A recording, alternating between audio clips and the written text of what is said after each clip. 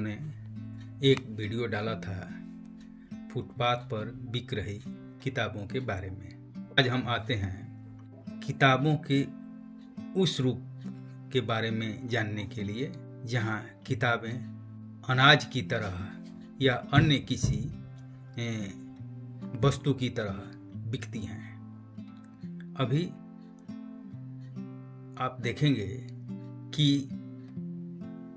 जो दरियागंज में फुटपाथ पर दुकानें लगती थीं, उनमें से कुछ दुकानें अब फुटपाथ की जगह घर में चली गई हैं, मकान में चली गई हैं। इन मकानों में यानी जो दुकानें हैं वो ऐसी दुकानें हैं जहाँ की साहित्य तौल के बिकता है, किलो के भाव। जैसे हम कबाड़ी बेचते हैं ना अपने घर का, हैं, जैसे कागज़ बेचते हैं, रद्दी और सामान बेचते हैं, उसी तरह से वहाँ जो किताबें हैं वो तौल के बिकती हैं। डिक्शनरी हो, साहित्य हो या कॉपी किताब और हो, ये सारी चीज़ें वहाँ तौल के बिकती हैं। 200 रुपये किलो, 300 रुपया किलो, 100 रुपया किलो, 500 रुपया किलो, इस तरह से जैसी चीज़ें जैसा उसको महसूस होता है उन दुकानदारों को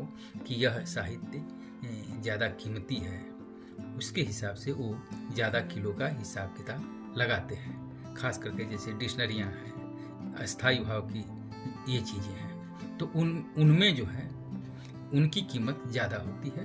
और कविता है, कहानी है, इस तरह की जो चीज़ें हैं उनकी कीमत कम होती है। तो यह बतलाता है कि आज का जो समाज बदला है उसका साहित्य के प्रति भी रवैया बदला है।